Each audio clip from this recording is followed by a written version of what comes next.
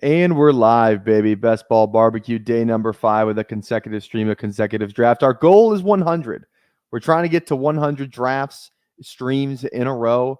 We got to 50 right before the NFL draft, and now we're looking for 100. I was planning on doing the mini Schnauzer today, but it filled in like 48 hours. So we might do a BBM. I honestly haven't totally decided what I want to do for the draft today, but I'm going to figure out while the intro is playing. And it's a monumental day on the stream. You know, we had that one intro for a while. It was great for us, but thanks to a buddy of mine, shout out Jarrett. He made us a new one, and man, buckle up. So without further ado, let's hit the intro. Everything's starting. Let's go. Let's go out. Let's go.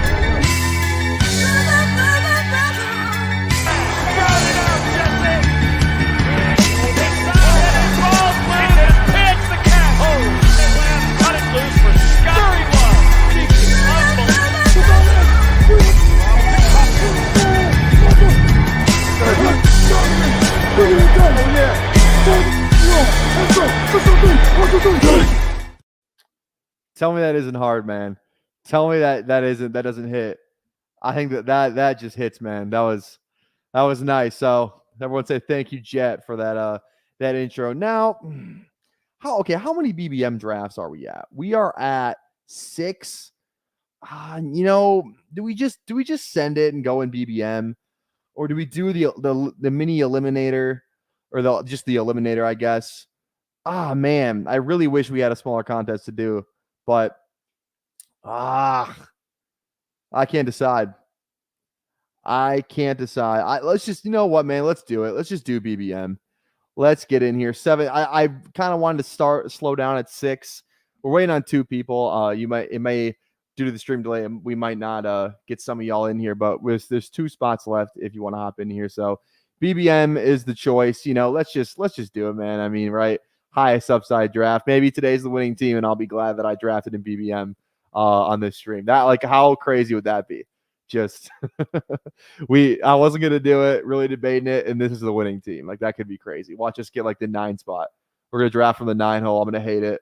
I'm gonna want to die, and then we're gonna win BBM. So we'll see. Waiting on one person.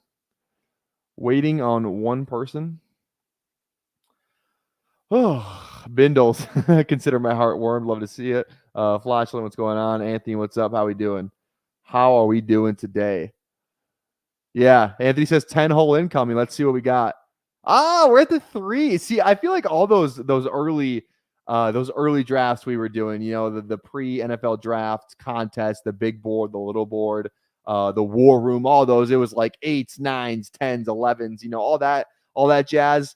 We've been getting a lot of front half spots in BBM. So, like, let me see, like, let me double check on the drafts I've done. So BBM, we have picked from the 3, the 11, the 7, the 6, the 4, and the 3. So 1, 2, 3. So pretty much 4 of our 6 drafts have been middle or better, like between 1 and 6, 1 and 7. So I don't know, kind of fun. I'll take it, man. I like drafting in the middle, so I don't have a problem with that. DJ Joe Mixon is in here. I believe that is a flatulent, right? If I'm not mistaken. So what's going on, baby? In the chat, in the draft, how we doing?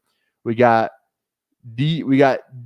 Is that how you say it? DZDs?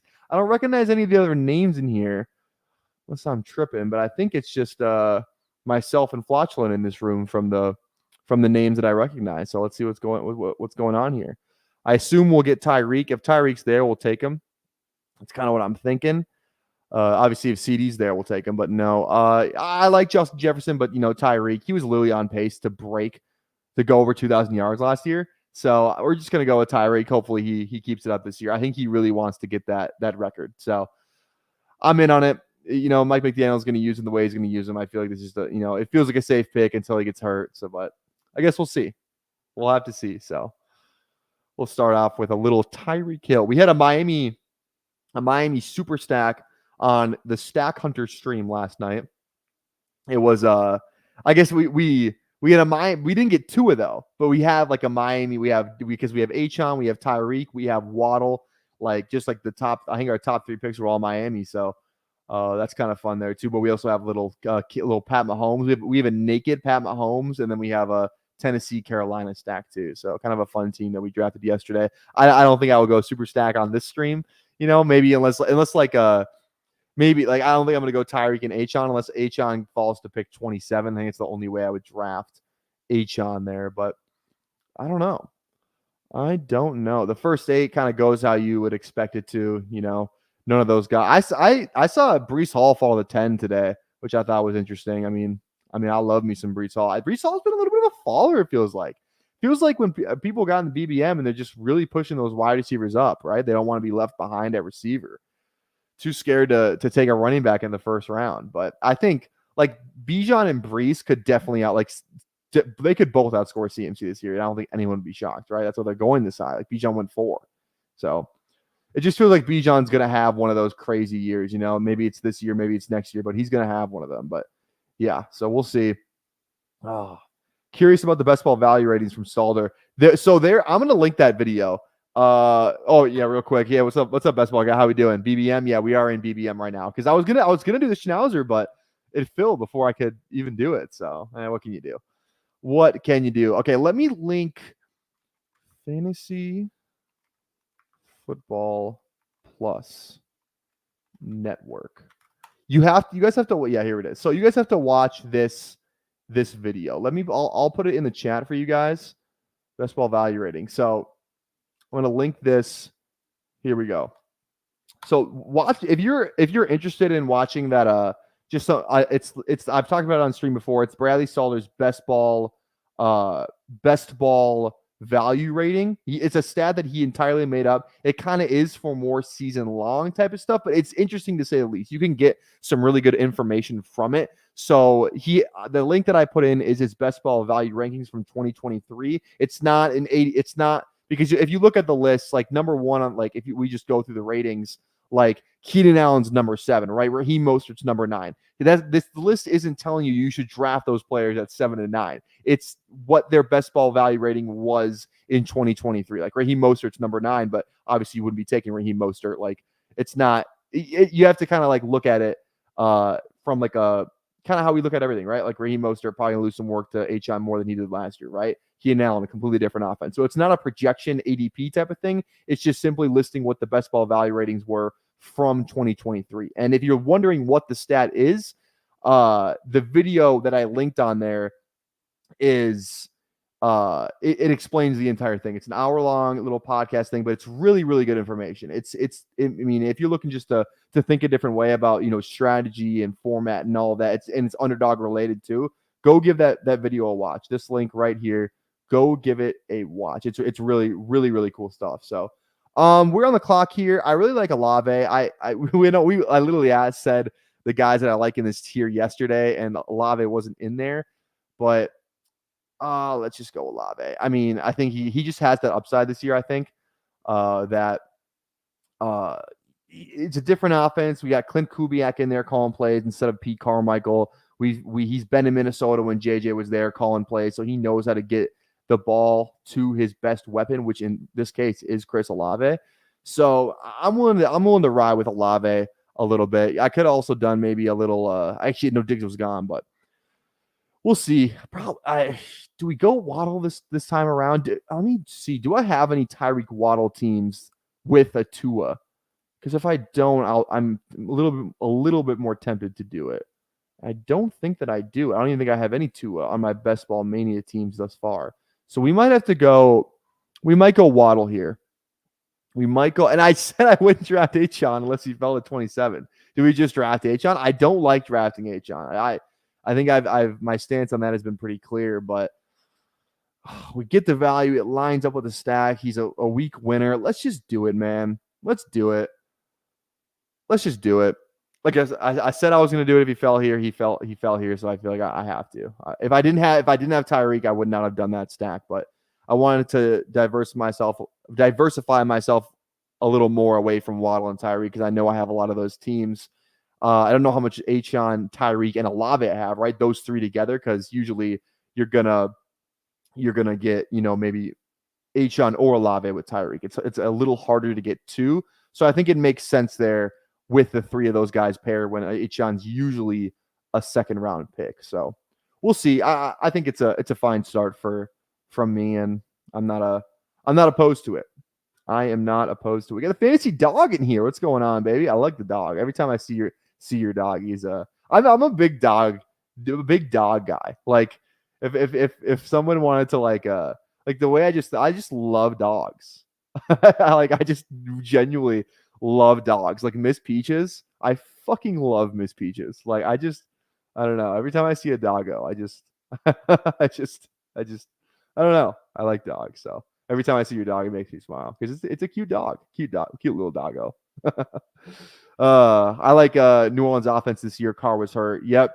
I think they could be better this year, right? It's the same like weapons minus Michael Thomas, but I think the Clint Kubiak thing will be a breath of fresh air there, different offense, just a little more modern. I feel like Carmichael, just really predictable play calling. I think Clint Kubiak could come in there. He's coming over from the Niners, their passing game coordinator. I really just trust him to get a lot of the ball, right? And hopefully Derek Carr has a better season than he did last year, another year in New Orleans. So we'll see. We'll see about New Orleans. It's a very interesting offense because they could really be, a boom candidate. I know it's kind of a hot take, but I mean, if Derek Carr can just give us, like one of those 4,000 yard seasons that he had, like this offense is going to explode, man. So we'll see.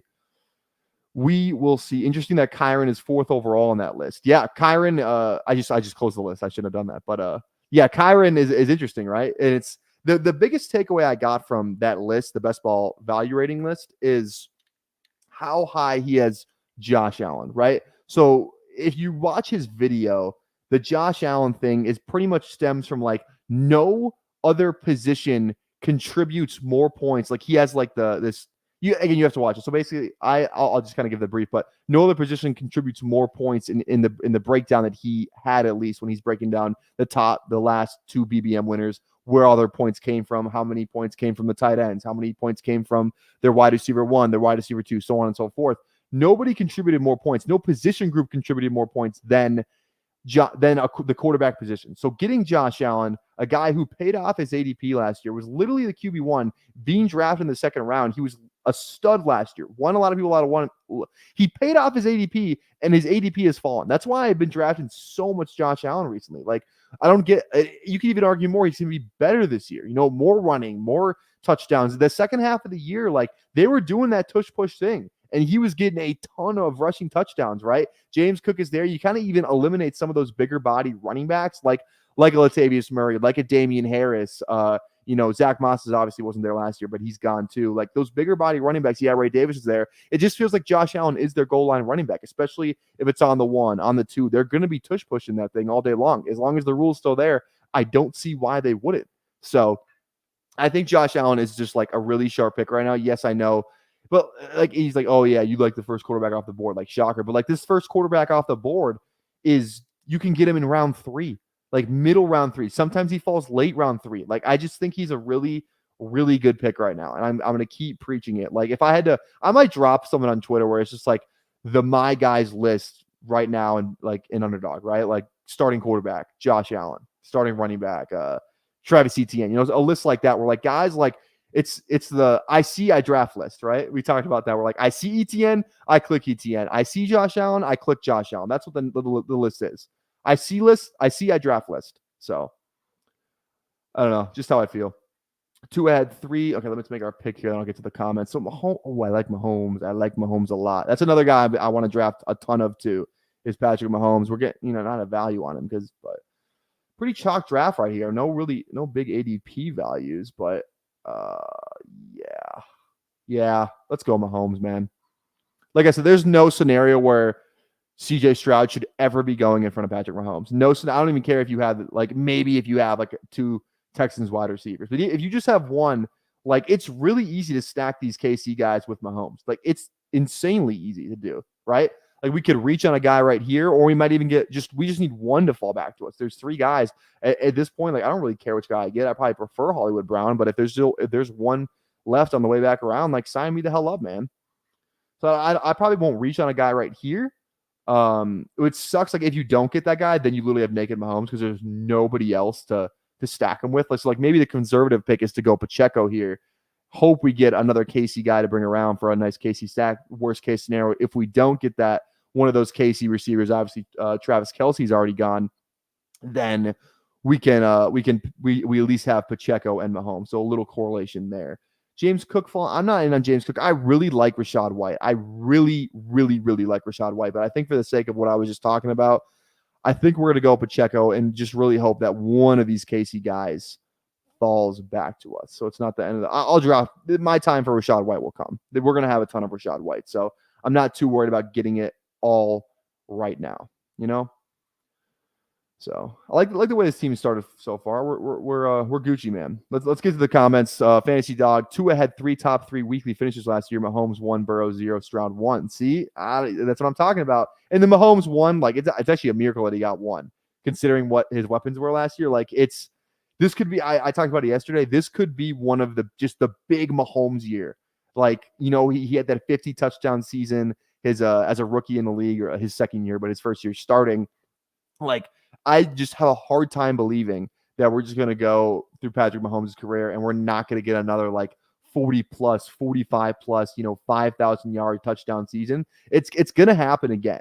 It's going to happen again. And this is a perfect price to get in on it right now, because you look at the weapons. I said this yesterday too. The best offense Kansas City's ever had in the Mahomes era, right? There was that Tyreek and Travis Kelce stuff going on, but there wasn't that much of there wasn't that much help after that, right? You had Cole, right? You had Demarcus Robinson, but I mean, competing with, you got Kelce, Rice when he's back, Worthy and Marquise Brown, Pacheco, great O-line. Like, this is the best situation Mahomes has ever been in.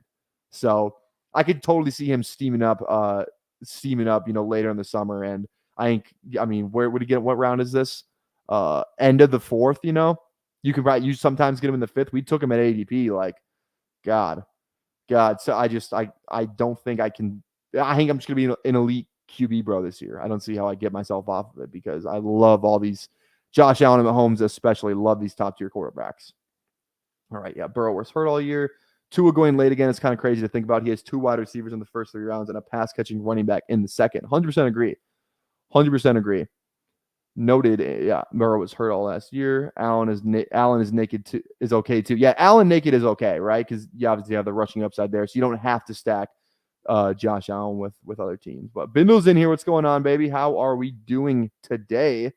I got a lot of White and Jay Allen and Elliott here early. Yeah, I think White's a really good pick right now. Like especially if you start 0 RB, like kind of if you start, maybe you start 3 wide receivers, right? Let's say you go Tyreek, Olave, and then maybe we went Nico Collins in the 3rd, right? It comes back around to us, and you can just steal Rachaad White. You can steal Rachaad White in that 0 RB build. And he had the 3rd most carries last year, and Bucky Irving isn't taking anything away from Rachaad White. The best possible landing spot, if the Tampa Bay was going to draft a rookie running back, the best possible one was Bucky Irving. In the 3rd round, like he doesn't do anything better than Rachaad White. Like, he's not big enough. He's not going to take goal line carries away. Yeah, he's like a pass game specialist, but I don't know. Give me the guy who's going to score touchdowns. I don't really care about a guy, maybe getting 4 catches a game with 3 carries. Like, he's pretty much just Jerick McKinnon, right? So Bucky Irving's gonna have to score some touchdowns if he wants to pay off that price and really disrupt a guy like Rachaad White. It's Rachaad White's backfield. I'm not worried about Bucky Irving whatsoever. You are good at this. Thank you. I appreciate that. I like to think so. Oh man, we don't get a KC receiver, and that's why we went Pacheco there. So it's not the end of the world. It makes me feel a little better about not getting one of those KC guys, but what can you do? What can you do? That's okay. We prepared for this.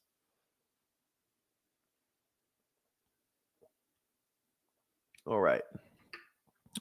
I mean, there's a name that I'm looking at. He's just the best player to ever. He's the best tight end to ever play the game, in my opinion. Come on, Rick. Don't take my boy. Don't take my boy, Rick. I swear. There we go. Yeah, just give him to me. He's better in my hands than yours. And I really should have, looking at these other 2 drafters in between my picks, I probably should have tried and pushed him around around the bend so I could have drafted Kamara. That would have been the smart play. But you know what? Just give me Evan Ingram, man. I see Ingram, I click Ingram. Am I the only one that loves Jatavion Sanders' value? I don't think it's a bad pick. I think it's a decent pick. I think there's upside there. Tommy Tremble is definitely not taking anything away from Jatavion Sanders. I think the draft capital just has to be the thing that scares you a little bit. But he got decent capital. Cade Otton was nice for them in Tampa Bay last year in that Dave Canales offense, and that was and I think Jatavion Sanders is a much better player than Cade Otton. But all right, Addison is scary. Oh, just so scary. Like I think I'd just rather get down with a guy like JSN or Hopkins, to be honest, man. I think we're gonna go Hopkins here. Yeah, let's go DeAndre Hopkins. He's just too good.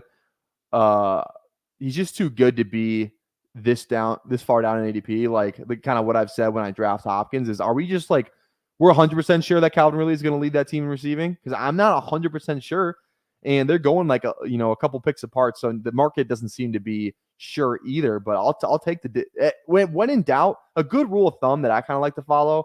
Most of the time, when in doubt, just take the receiver that costs less. Like when you're looking at the New England guys, right? And New England's been like one of my favorite teams to stack right now. It just feels so much like Houston. Feels so much like Houston last year. Yeah, maybe it's a little different, but the rookie quarterback, the upside's there. You got these mid-round receivers or like second, third day receivers who could really make some noise if everything goes right. Like you can just the ADP for New England receivers is Polk, then Demario Douglas, then Javon Baker. Like just give me Baker. Like Baker could just finish the number one in that offense anyway. Like why I get the draft capital thing with Polk, but I mean, outside guy just seems like a dog. Just seems like, that Stephon Diggs type of pick, day 3 guy, not getting he just feels like one of those guys who could explode. Like he's going to work his ass off to in that wide receiver room. So Baker's kind of my favorite New England pick at the moment. I like DeMario too. He's the most established guy there right now. I think he's a good weapon out of the slot, but I think if we're looking for that upside, I think Baker and Polk have more upside than Demario Douglas, just because I feel like Demario Douglas's role is I feel like his upside's capped with that slot role that he's in, especially with an offense that we're not projecting to be great. But you know what? It could be Houston, right? That offense could be Houston. That kind of feels like the only one. Like what other offense, rookie quarterback, like Minnesota doesn't count. They've been too good to call them Houston. Like could Carolina be Houston this year too? I think that could be another candidate, not a rookie quarterback, but a young one that didn't play well last year. It was a terrible offense. But now you get some more weapons in there. You got Deontay in there, who's not necessarily cheap, but like gets a cheap option that you can get, and a guy that I've drafted a good amount of to start out BBM. I think I've drafted him in 4 of my 6 teams. I think that was the stat I read on stream yesterday. But Carolina and New England could definitely be that Houston type of rise this year, and it's always nice to know, like if you're missing out on stacks, like you just can snipe in all your QBs. Carolina and New England are the 2 teams where like you can just do like late stacks, right? Like you can just get say we like with this team, we got Tyreek, right? We got Achon and we got Tennessee, right? Like say we miss out on Tua, we miss out on Carl, we miss out on Lawrence, right? We can just build a new stack in rounds like 15, like 14 through 16. Draft May, draft Baker, draft DeMario. It's kind of fun to just have that backup plan in place. And last year was Houston, right? Last year was like Houston was the late stack you could get, or like the Giants, which obviously did not pay out because Jones got hurt. But like if you needed to stack late, the Giants offense was a way to go, or Houston was a way to go. So I don't know. I really like having the option to stack New England and Carolina late. So all right, pretty balanced build out of us so far. 1, 2, 3, 1. Can really go in any direction here with these next 2 picks. Let's just bring it back off the board. Kyler falling a couple picks? Obviously, it's the running back tier here right now. See if we might have to hammer that. Don't like Douglas, no TDs. That's the problem with Douglas. But if I will say, if there is one argument to make for Demario Douglas, think of a slot guy that Drake May had at UNC who absolutely put on. Drake May had his best season of his career with an athletic, just smaller, but like uber athletic, great football player slot guy. Josh Downs at UNC. Like he was like Walker was there when Josh Downs was there. Like they had that what's that green guy? I forget his first name, but like I think if there's a case to be made, we've seen Drake May produce with these, these slot guys, at least at UNC. Or I guess not slot guy, just the one slot guy that was Josh Downs. Was he the second, third round pick? I can't remember, but I could see Demario Douglas kind of being like a Josh Downs. They feel like really, really similar players. So that's the case to make for Drake May or for Demario Douglas in that New England offense. But we'll have to see. Like it's a completely new offensive system in New England, but we will see. All right, we are on the clock here. I do like Najee. I think he's a good value. Probably not Mostert with this team. Oof. The receivers here are just I could get down with Curtis every now and again, but I think I've taken a little too much of him recently. Maybe that's just in the Schnauzer though. Let's go Najee here. Value hounding a little bit here, but I truly do like the role he could be in this year. If we saw anything last year, like Arthur Smith's going to use the biggest guy on the goal line, right? He had Bijan Robinson, but Tyler Algier was, quote, their bruiser back. So I think Najee Harris is just going to be like Jalen Warren's going to play the Bijan role, which like that's actually good for Jalen Warren because he's not being drafted in the first round like Bijan was last year. So I think that's going to be good for Jalen Warren. It wasn't good for Bijan last year because of the draft capital and the talent that we like to see. But I think this offense is going to look a lot like at least the backfield part of it. It's going to look a lot like the Falcons last year, where Najee's going to get those tough yards, that goal line work, and he's in a contract year. They didn't pick up his 5th-year option, so you gotta think he's going to want to prove himself a little bit. I really wanted Jameson Williams to fall back to me. We don't get it. Not a big fan of Mike Williams. Not gonna lie. Tyler Lockett, Curtis Samuel. We might go a little different build here. Like I really just want to, man. Oh, do we reach on Tua? Let's just reach on it. If it's for a quarterback, it's less than a round. Let's just get Tua. I don't like any of the receivers here. I already have 3 running backs. I didn't really feel the need to draft another. It's just kind of scary seeing that running back number be 4 and your wide receiver number be 3. I feel good about these receivers we got. Could be always stronger, but I feel decent about them. So we'll go Tua. We'll stack up our Miami pass catchers and running backs here. Seems fine with me. All right. Love Henry in late tight end build. 100% too. I should have mentioned Henry. Henry's another guy who could just, you can stack late if you need that other tight end, right? So touchdown upside always with Henry there too. So I like the Henry pick with a Drake May as well. Do we think I've seen reports that Drake May could just not play this year? I have a hard time believing that. Like maybe he doesn't start the year. Maybe he misses half the year, right? Maybe he only plays from week 8 to week 17 kind of thing. At whenever their bye week is, they transition him in after that. But if Brissett's starting, this team's probably not going to be very good. And you just have to think that they'd want to at least see what they have. You don't have to throw May in there week 1. I don't even think he's going to be the starter week 1. Let him grow for half a season. Put him kind of like the Will Levis thing. Obviously, Will Levis was a 2nd-round pick, so a little bit of a different situation. But I think that's kind of a good model New England should follow. Don't rush Drake May in for week 1. Let him learn for a couple of weeks, kind of see what the gist is in the NFL, and kind of go from there. So I wouldn't be mad if he didn't start week 1, but I would be mad. I would be very disappointed if he did not play the entire season. So we're just gonna have to see. But wealth of knowledge you are. Thanks, man. I appreciate all the compliments today. I'm not good at taking compliments, but I appreciate it. Najee seems so significantly the wide receiver. Najee seems so to signify the wide receiver cliff currently. Yeah, I agree. I agree with that. We got another dog. Has this picture always been your dog, Anthony? Did I just never notice it? That's another cute doggo right there. Bindles, you and El Coach are straight fire. Yeah, Bindles and El Coach are just, they're like that. They like that. All right. Brissett played good last 2 years. I think he played decent, right? Like, remember when he came in for Washington and like Terry McLaurin was like an actual guy again? Remember that? That was electric. That was fun. I think Brissett can, he can prop up Baker and these other pass catching options. He can prop up Baker. He can prop up Demario Polk.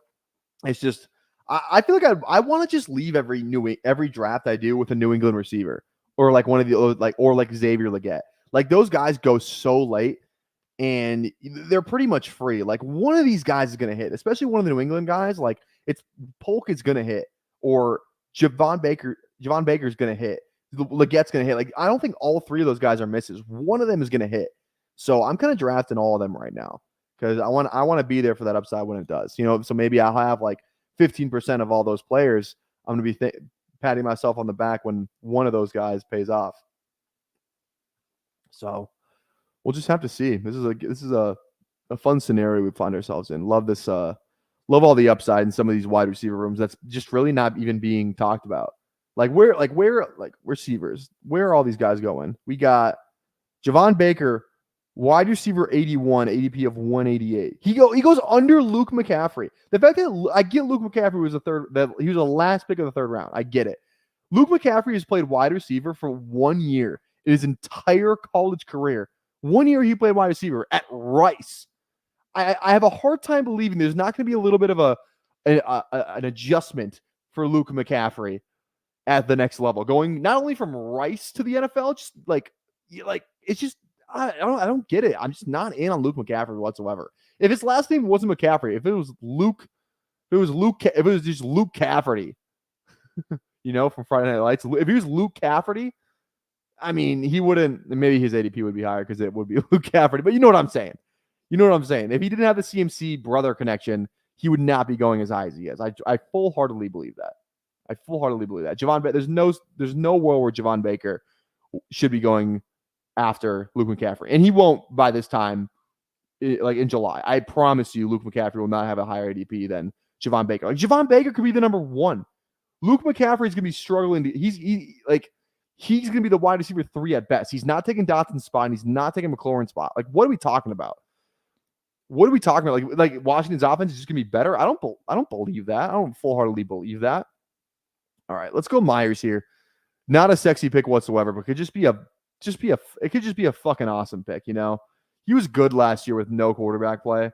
And you got Gardner in there, who I think he's a decent fantasy quarterback. Like he's been at the helm for some of these receivers throughout his career, and he's really propped like that. Like, remember DJ Chark in Jacksonville for that 1 year? Dog. Do we remember Michael Pittman last year when Richardson got hurt? Michael Pittman was better with Minshew last year, right?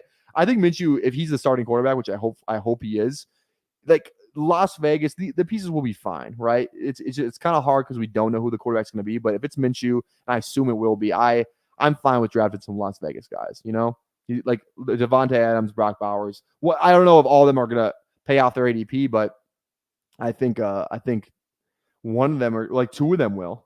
It's just I think one guy might be the odd guy left out. So okay, Palmer, Downs. God, Downs just really scares me.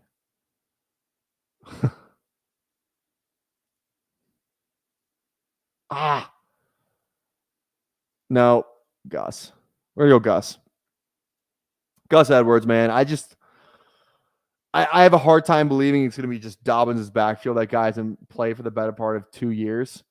And Gus Edwards, like we know what they want to do in Los Angeles. They want to run the football. Greg Roman loves this guy. I just think he's going to have some run. As running back in the 11th round, if it doesn't pay off, like at the very least, he's going to have goal line upside. At the very, very least, it's not going to be Dobbins. It's not going to be Vidal. It's going to be Gus Edwards. It's going to be like a Baltimore thing from last year. So running back 4 on our team, I'll take the chance. Best case scenario, he finishes with like 15 touchdowns this year, right? That's best case scenario. He has a season like he had last year. If he does what he did last year, smash pick. I really want to take Spears there. Maybe I should have, considering the Tennessee correlation that we had, but I'm fine with Gus there too. I'm fine with it. All right. Yeah, Elliott is still on the board. I think Elliott's a good pick too. I think the thing that is worth noting about Zeke Elliott is that he's already been in this offense with McCarthy. The first year McCarthy came in, it was either the first year or two. He's been with McCarthy, like goal line merchant. He was the biggest goal line merchant in the league. Like he was like, if Jamal Williams didn't have, it was that Jamal Williams year where Zeke was the goal line merchant, where Jamal Williams had like 20 touchdowns. And they were all from like the 2-yard line. Like Zeke had like 15 or something. Like let me just check right now. Let me not guess on stats when I have the stats right here in front of me. Let's actually put some substance behind our claim, some actual hard-hitting cold stats. Elliott. So Zeke had 12 touchdowns. 12 touchdowns in 2022, which was his last year in Dallas. McCarthy was already there, so I don't know. He gets 12 touchdowns again this year. I mean, it's a great price. Great price, and he goes off the board at that 132 last pick in the 11th round. So yeah, I don't mind the Zeke selection at all. It was a good selection in the pre-draft. Speaking of that, how much pre-draft Zeke do we have is the real question. How much of that do we have? Let's take a look here. How much pre-draft Zeke do we have? Exposure? Let me eliminate the sit and goes. Or tournaments only, yeah. Apply. Okay. 7.7%. I like that. That's a good percentage to have of pre-draft Zeke. About consensus, 8% is like the average. So 7.7%, I'm fine with it. Considering like where he was going, I'm fine with it.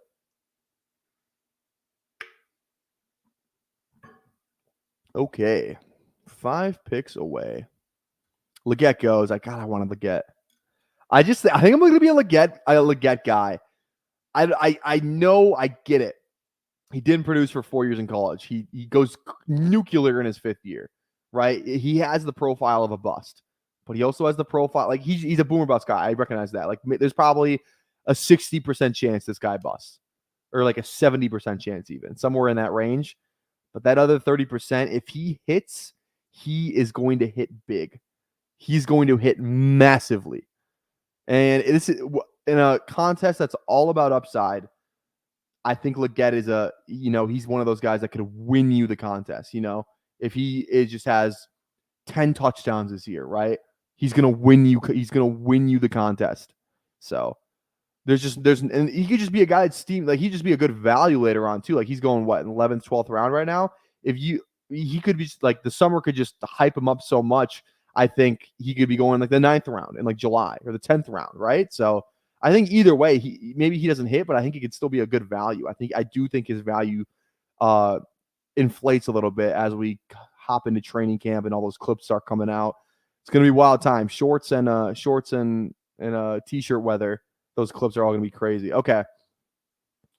I need to make a decision right now. Oh my God. Quentin Johnston. Ugly pick. I don't know. I like it though. We have a little Chargers correlation there too. Another guy who just has upside, right? Like let's not write guys off after 1 year. Maybe it was just a bad year.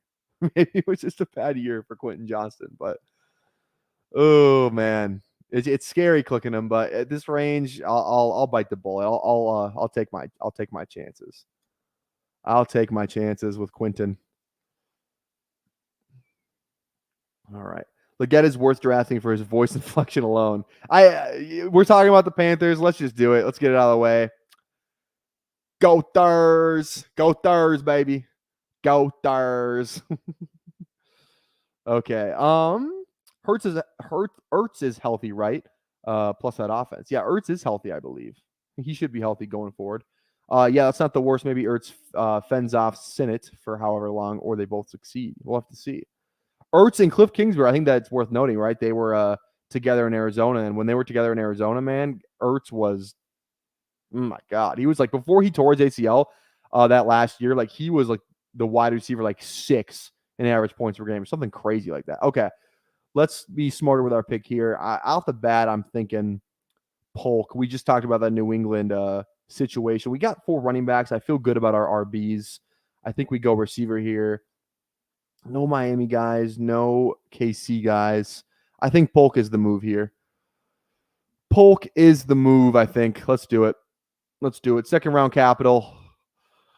Gonna be a dog in that wide receiver room. So I like the Polk. I think Polk's a decent pick, right? I just want to. I want to leave every draft with one of the New England guys. I think that's what I want to do. Every draft, I want to leave with a New England receiver. Every single draft. So, team looking good. Thanks. I like this team. This is not a bad team. A high upside team, in my opinion, with guys like, obviously with Achon, right? With Olave, who I think has more upside, even though you're not really getting a good discount on what he's done the past couple of years, but he's going, kind of that late second, early third, because he has that high upside. Polk has upside. Quentin Johnston has upside. Gus Edwards doesn't feel like he's upside, but he has a high touchdown total upside. So, I mean, you could kind of just make the case about that for every player, but not like the sexiest team on paper, but it's this. We're not drafting off sex appeal. We're drafting, kind of just playing out the scenarios in our head. Who could be a riser? Who could be a faller? Who has the best chance to explode? Right? Not definitely not the sexiest team on paper, but that's okay. That's okay. Ingram leads a lot of my tight end rooms. He leads a lot of mine too, man. God, not a lot of more.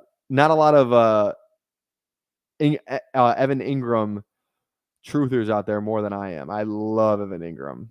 Love him. Even Brian Thomas. Like I think if they draft Worthy, I think I don't like Ingram as much, but I think Brian Thomas, he kind of feels like a one-trick pony, at least right now, coming into college, speed, size guy, just like a Gabe Davis plus, I would say. And it's funny because Gabe Davis is in Jacksonville too, but how many weapons do they have, man? I mean, they got Kirk, Davis, Thomas, and Ingram. Like that's an ETN like that. Like Trevor Lawrence has the pieces. He has the pieces. If he can just put it together, we might get a nice Trevor Lawrence season too. Like he's got more than enough help in Jacksonville. More than enough help.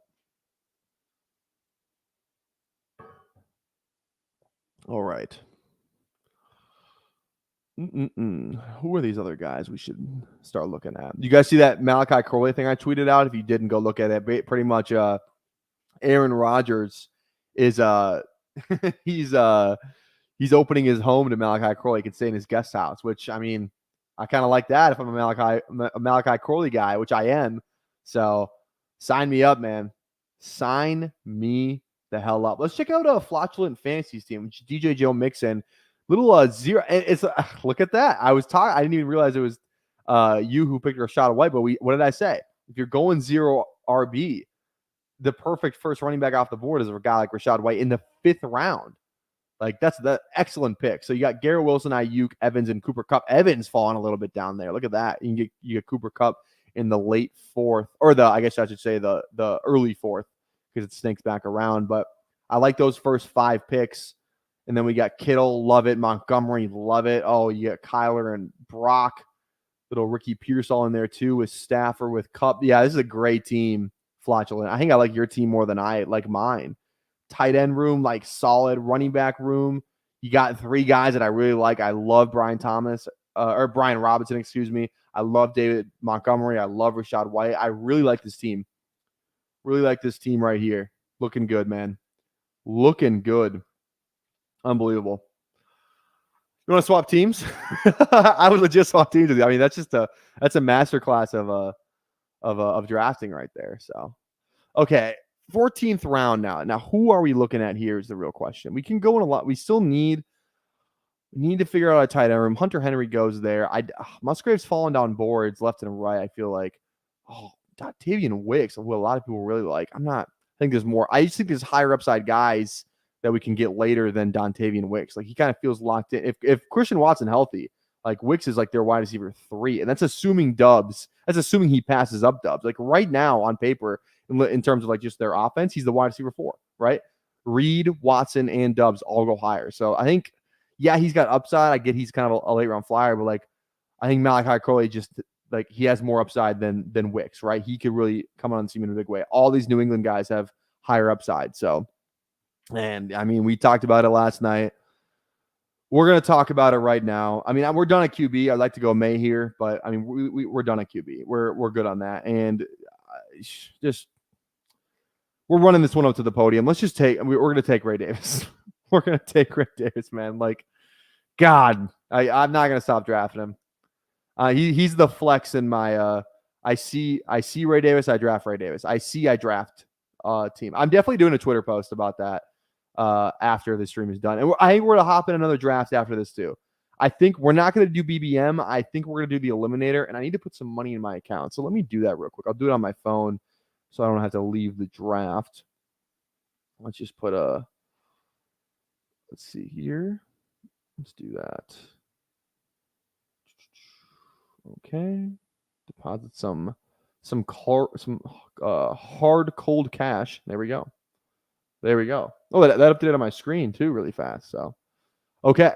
So I think we're gonna go in the Eliminator after this, which in the schedule's not there. Which maybe some could argue that's minus EV to be drafting with no schedule out, especially in a contest like the Eliminator. But I think that's fine. Two, the Eliminator, completely different strategy than what we're gonna be doing right now. Like stacking, very, very risky to be stacking in the Eliminator, right? Like, oh, you have some real down weeks. Maybe you just get a bunch of different stacks, right? So you're not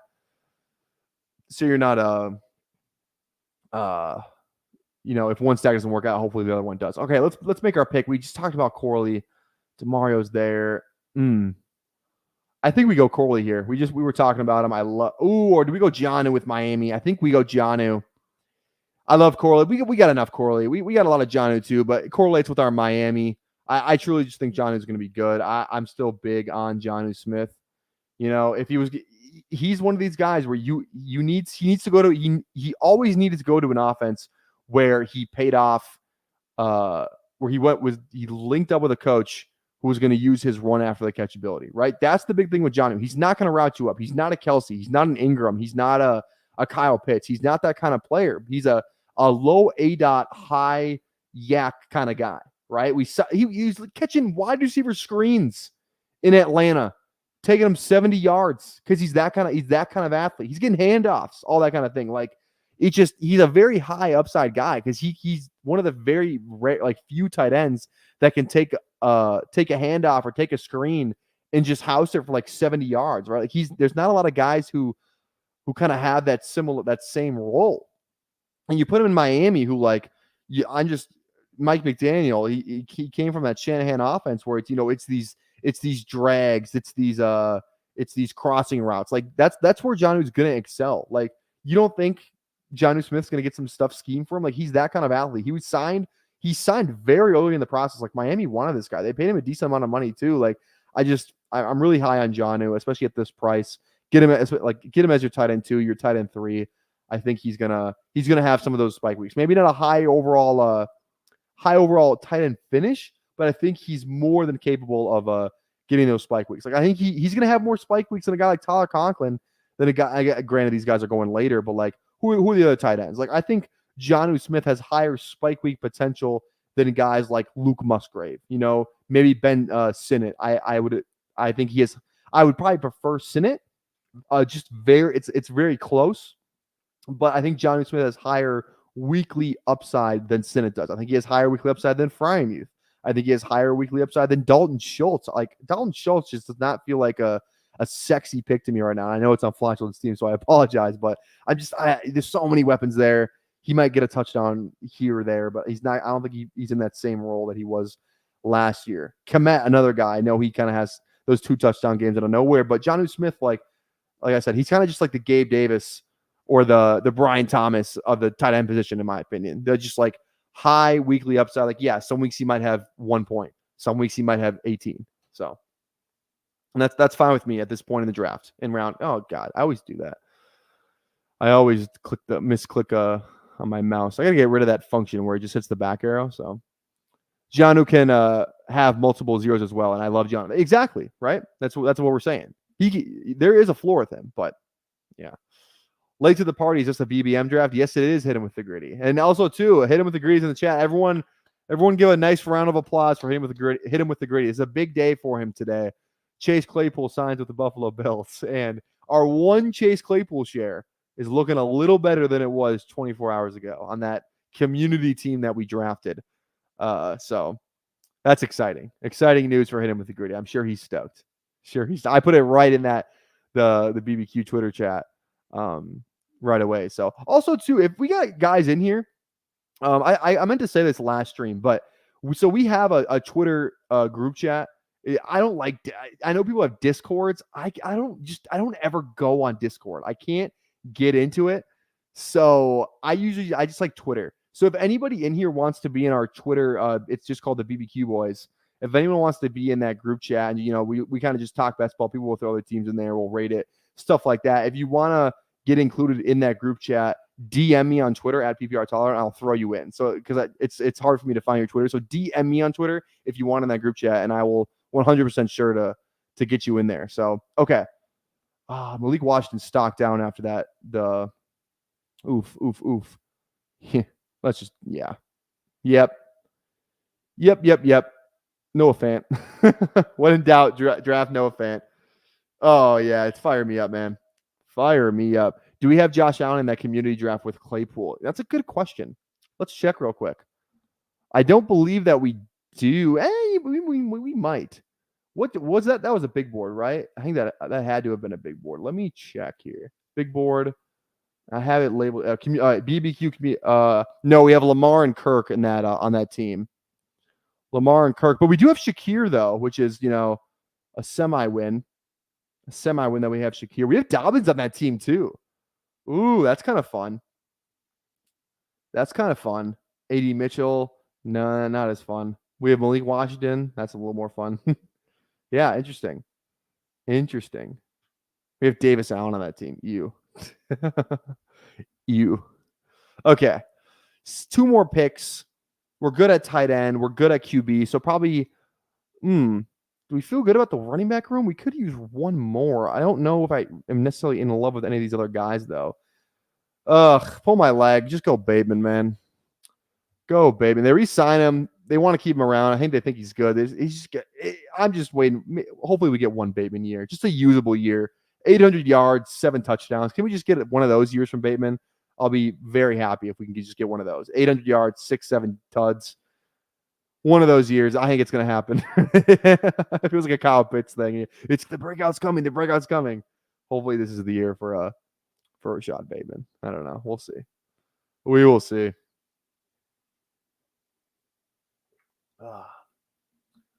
All right. 14 picks away. We got our last pick. Now, do we go RB? Is there any guys that I like enough to just justify out that last spot? Like Keith Mitchell, I think he's fine. The Rasheen Ali thing makes things a little bit more murkier, which isn't great.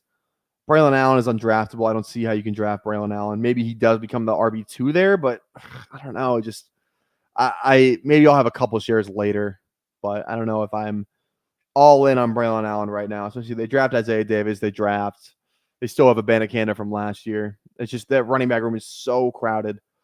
I don't think, even if Breece Hall gets hurt, I don't think Braylon Allen's like the guy there, right? They're going to committee the hell out of that son of a bitch. So if I'm going to draft a late round running back, I think Mitchell's would be my option, or Shipley.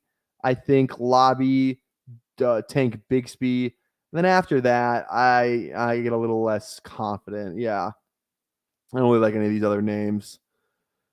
Not at all.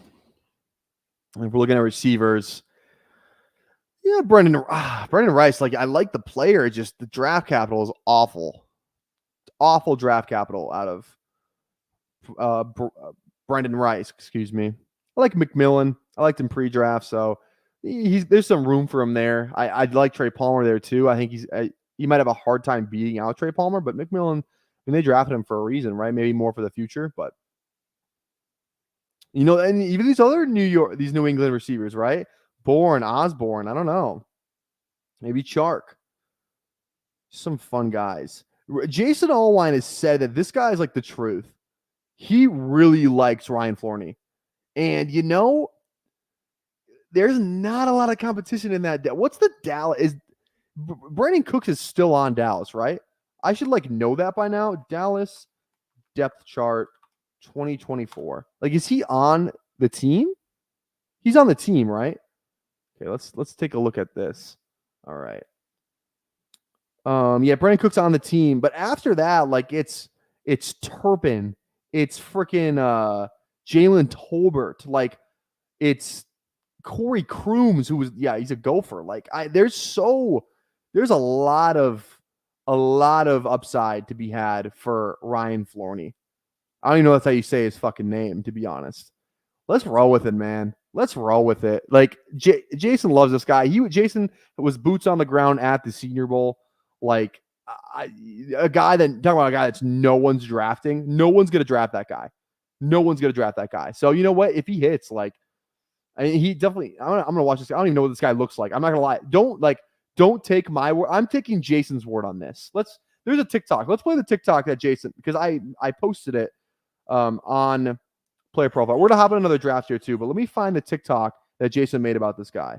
Okay, here we go. I have it. Let's listen. Let's listen to the all-knowing Jason Allwine, who has seen this guy in person at the Senior Bowl, says he's a good pick. I know he's taking him, so he's putting his money where his mouth is. Let's get a word from Jason Allwine. Here we go. Flournoy, ladies and gentlemen. He looks taller than 6'1", and he looks much bigger than 202, and he plays that way as well. He ran a 4.44 40-yard dash, which was just incredible, and all of his workout metrics come in at the 80th percentile or higher. The dude's going to be a stud. He really, really is a hard worker as well. He goes into college around the COVID time. He goes to D2. Things don't work out. He has to go the JUCO route, and then when he goes to JUCO, he tears his ACL. What happens? He recovers from his ACL, leads his team in receiving, gets to parlay that into a D1 transfer, Southeast Missouri State, where he leads them in receiving yards in back-to-back seasons as well. Then he did such a good job at the Senior Bowl that other people, not just me, thought like, oh, we need to see the measurables on this guy. Like, he looks like a stud out there. And he stands out at the combine as well. He has produced every single step of the way and now goes to the Cowboys. I am super planting my flag on Ryan Flournoy. Ryan Flournoy, ladies and gentlemen. Ryan Flournoy. It's like Dave Portnoy, but Ryan Flournoy. Look at that. All right. I mean, I like that. I didn't like the D2. I didn't like the ACL, but I like everything after that. JUCO, I didn't like that either, but all right. Okay. We're done with BBM, so don't go in there. I'm just looking to see how much it filled it, so don't join. 3.7%. Oh my goodness. God, give us another $5 comp. Because the puppy they said isn't drafted like May 8th. Like, they're not going to have a smaller contest for 5 days. BBM's going to be like 10% filled by then. So, okay. Let's go. We're going to hop in the eliminator. Our first eliminator draft of the season. So we are in 7 people. So get in here. 7 people in the eliminator. There's more than enough spots for you guys to draft with us right now. More than enough spots. And I feel so like this. I'm not gonna lie. I did not play the eliminator last year. Like, but it feels like a guillotine league, right? Like, okay, let's you know what does Liam Murphy say? If you're not looking at the advancement rates, then you're losing. So if we go here, we go to all rules. So basically, round 1, 12-person groups. Does it reseed? Does it reseat you after every round? The top 10s will advance to round 2. The top 8. Okay, so it's a 12-person group. Then 10, 10, 10, 8, 8, 8, 10, 7, 5, 7, 9. So okay, and you just have to be. Okay, wait. Okay, I need to understand this. Obviously, let me put it on the screen. Let's put it on the screen so everyone can see here. Someone explain it to me like I'm 4 though. That would be nice. Okay, so this is the rules for the eliminator right here. At the end of round 1, the top 10 performing entries in each group will advance to round 2. Okay, so it's 12. So the 10 out of the 12 people will advance, right? Then it's 8 out of 10. And then it's 8 out of 10 again, 7 out of 10. Okay. 6 out of 8. So you pretty much can't get bottom 2 is what I'm reading this as pretty much. You just can't get bottom 2 for the eliminator. Is that am I understanding that correctly? You just can't get bottom 2 for pretty much all these rounds. So like round 8, the top 7 get out of there. So round 8, yeah, so that's 3. Okay. So high floor here is the name of the game, it feels like. High floor. That's what we're looking for. High floor in all of these, right? Like even like what round 17 is the final. So what's round 16? The top 5 performing teams of each entry would advance to round 17. So top 5 out of 5, like that's still pretty good odds. You just have to get, so high floor is the name of the game here. Absolute high floor. I thought it was going to be a lot harder than that toward the end of the season, but I don't know. Obviously, all it takes is 1 week, but okay. See, that's why you read the rules. That's why you read the rules right here. Let's pull up the draft here. Get it back on the screen. There we go. We're still waiting on 5 people, so if you want to get in here, get in here. We are in the eliminator, not BBM. We are in the eliminator. We're not in the big dog. We are in the eliminator. Best strategy is just to finish first each week. That should we just go high upside every week? High upside. So like with stacking, because I think there's still an argument to be made for stacking. With guillotine leagues, if you've ever played guillotine leagues, it's a little different because you set your lineup, right? But if you're stacking, like let's say, I think 3 QBs is like the move in this one, right? You 3 QBs and you stack, and you just hope that one of your 3 stacks just pays off, right? Tight end, like I feel like you can, even if you have a bad tight end week, I feel like you're still you're pretty much fine, right? Like, yeah, you could have like a bad tight end week, right? But I don't think that's gonna derail you from your floor, right? You're not getting a lot of points out of your tight end as it is. Like, I think the strategy in this, if I'm just, this, like I said, I didn't play last year because I just kind of played Guillotine League and I just, was kind of just focused on the regular contest stuff. But just my first thoughts of kind of thinking through this, I feel like tight end should be like the last thing you're worried about because you're not shooting for that high upside. So maybe when you get to the final, then yeah. Well, okay, so what's the prize breakdown? So it's the top 115 teams are in the final, if I read that right. So it's a $500 if you make the finals.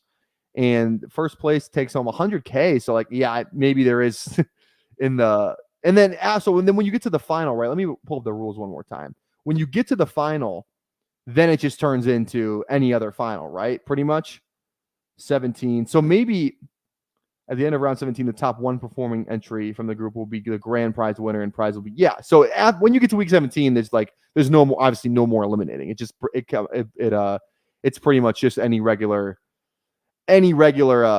contest. So I think stacking is still very viable in this contest, but I don't think tight end should be your first concern. I don't think elite tight end is the move in here because elite tight end, make sure you get those points out of your tight end position. That's what kind of separates you in those when you're looking for upside. You're not necessarily looking for upside in here, but you kind of are, right? So maybe like a mid tight end, but I don't think I'm gonna have McBride or those top tier guys. Probably no Kelsey, at least not a lot.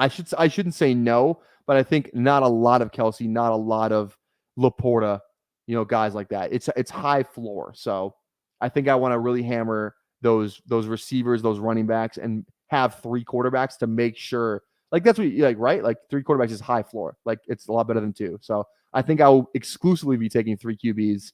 Hopefully, getting all of them stacked, and then hopefully we hit on some of those later round tight ends, and we could still get lucky in the end and have our tight ends really lead us to the final. So, are the rosters 20 or 18? That is a good question. That's a fantastic question. It's it's 7. Oh wait, tournament rounds, draft size 18 rounds, 18 rounds. So same thing, and we are in. We are in. Who do we got in here? Okay, let's see here. All right. Fantasy Dog. I assume that is a Fantasy Dog. Boom. Okay. Is there anybody else in here? I only recognize the Fantasy Dog at this point. But if anyone else is in here, let us know. We're picking at the 8 spot. A lot better than 9. A lot better than 9. I'll say that right now. So there we go. There we go. Ooh, I got some leftover Buffalo Wild Wings from yesterday. Little, boneless Thursday. Boneless Thursday is the best food deal that you could ever have. Like it was like boneless Thursday is in its prime right now. As long as it's going on, boneless Thursday is in its prime, right? Like I would put up the boneless Thursday deal against a $5 footlong. That deal, like. It doesn't, or like anything that McDonald's, like the dollar menu McDonald's, no. BOGO Thursday, because if you just buy like the 15 wings, you get 30. Eat 15 there, eat the other 15 the next day. The beat ups wings, they heat up really nice, man. They heat up spectacularly. You can make the argument that the beat ups wings are better the day after than they are the day you get them. Again, I'm not necessarily saying that, but I think there's an argument to be made for that hypothesis. I don't know. Beat Up's wings. Stock up. BOGO Thursday. Stock up. Buy BOGO Thursday. Buy high on BOGO Thursday. It's just like, you go on a Wednesday, you pay for 15 wings, you get 15 wings. You go a day later, you get 30 wings for the price of 15. It's just, you can't beat it. You can't beat it. Eat 15 rounds 1 through 9, eat 15 more 10 through 8. Oh no, I will not be eating 30 wings on stream when we do that. That would be awful. That would be awful. I don't think you guys want to see me eat, right? Like, also, okay, I was also thinking too Okay, but let's stay on the wing thing, and then I'll get to my other topic. But because I wanted to see if this would be a fun stream idea, because I was thinking about it today. But in reference to the wing challenge, I want to do traditional. I think traditional is the way to go. That's the way they do it on Hot Ones. Let me make my pick right here. It's just going to be Brees or Amon-Ra, so we don't have to worry about anything like that. I think Amon-Ra is a nice floor player. I would actually prefer Amon-Ra over Brees, I think. I think I'd very much prefer Amon-Ra. So I hope this drafter takes Brees. Did Brees fall? Is this the Brees? Oh, I see why. Okay, I get why Amon-Ra might go higher in the eliminator, but I would really like Amon-Ra here. Let's go. Come on. Okay, so we're talking about the wing challenge, right? When we do the hot wings challenge, 18 rounds, 18 wings, 9 flavors, all that. When we get to 500 subs, by the way, so go hit the sub button, hit the like. At 500 subs, we're doing the wing challenge. At 600 subs, we're doing the 24-hour stream challenge. So make sure you drop a sub, drop a like, helps us grow and helps us reach those sub goals that we have. Okay, back to my dilemma here.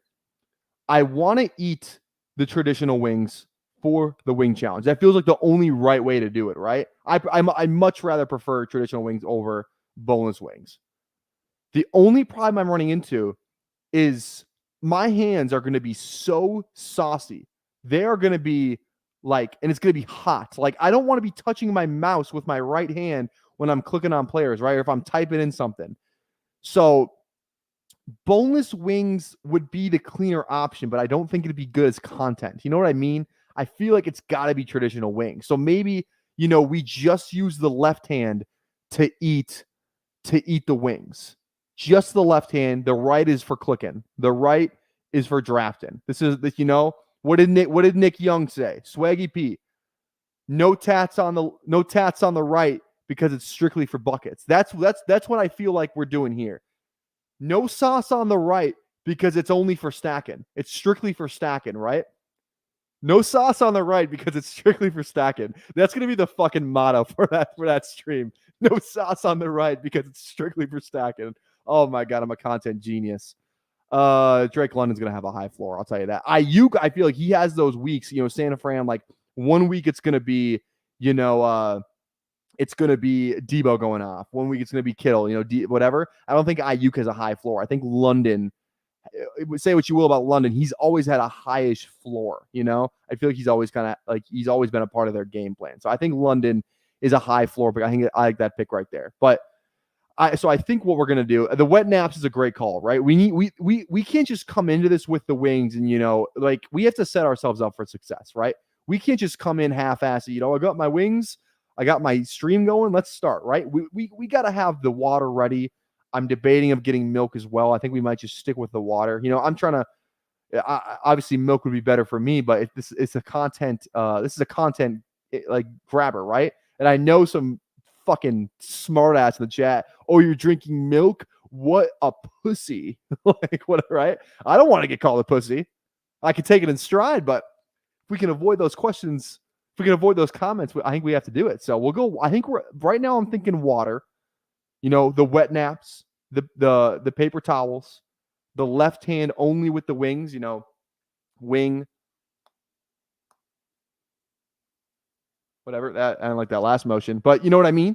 I think that's the recipe, no pun intended, for success is the left hand and the accessories, if you will, the water, the paper towel, all that. We have to be prepared for this. This is not a you just wake up and do it. This is I will be planning my entire day around this event, right? And it will definitely be a YouTube video as well. There's gonna be clips of it. It's probably gonna be pinned to my Twitter. It's gonna be great. But that's my thoughts right now about the wing stream. When we're close, you were right. I realized how close we are to 500. Last time I checked, we were earlier today. We were at 481. I think Flock did subscribe, which is kind of fun. So hopefully, that's always cool. Yeah, we're still at 41.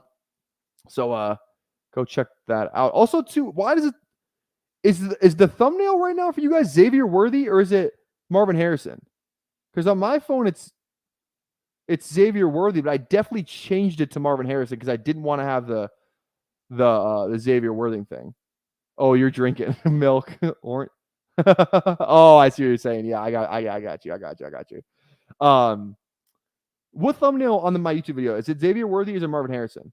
Who's on the thumbnail? Because I could have. I definitely changed it to Marvin Harrison because I just did a Chiefs player, so I was trying to stagger. I don't want to have Chiefs players back to back, but I don't know. I thought I changed it, but on my phone it says Xavier Worthy. So tell me who you see on the thumbnail for the video. Okay. We are back on the clock coming up here. Again, we talked about the tight ends. I don't think early tight end is the move here. We're looking for high floor, and I think our lineups are going to be a lot better if we put more of that investment in. It's Worthy. Oh, okay. Damn. I wish it was Harrison. That's fine. That's fine. I thought it was. Can I go in and change it on? It's fine. We'll keep it. We'll keep it. Okay. Neighbors doesn't you could go both ways with him. Pittman, who is the high? Like Cooper Kupp feels like he's gonna have the highest floor out of these guys, right? Or am I tripping? Waddle, maybe. Evans, I feel like he always kind of is in the mix. Usually. We're looking for floor. We're gonna go Kupp here.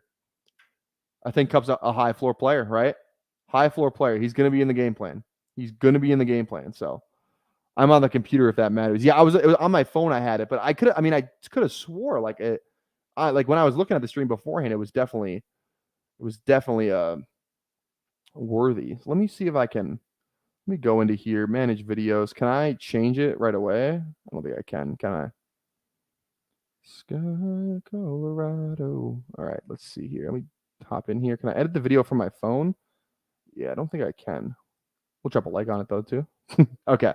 All right. So I talked about the wings thing. The one thing I do want to talk about though, I was thinking about it today.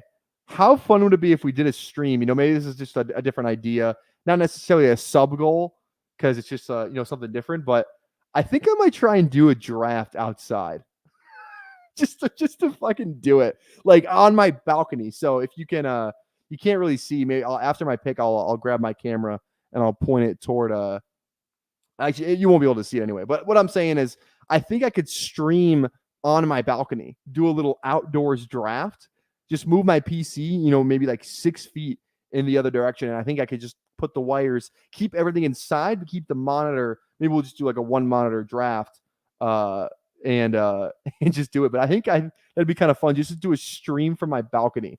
Maybe we'll get some good content of there's a lot of people that live in my apartment complex. So I think it'd be funny if it's just like, I don't know, someone just like looking up at me. It's like, what the hell is this guy doing? Like that might be good content.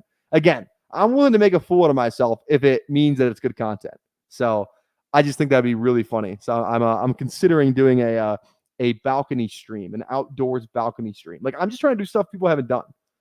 I think that's the recipe there. So what do you guys think about that? Little outdoor balcony stream one of these days? Probably on a weekend. I think that could be a fun time. DK falling. I get why he's falling. Not a high upside player or not a high floor player whatsoever. But I think he could be in this. Ooh. How many is this? Oh, yeah, it's on the turn. We don't have a running back. I don't want to get left behind. We're going to go Rashad White. This guy's he's the definition of high floor. Rashad White.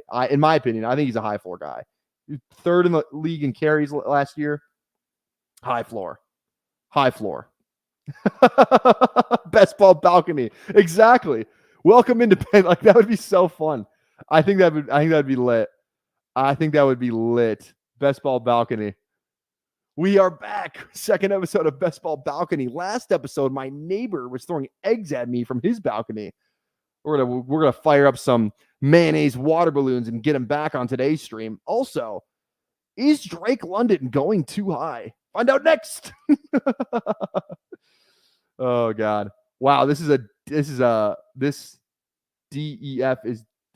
this draft is different. I see what you're saying. Sorry. Yeah, it is a different draft.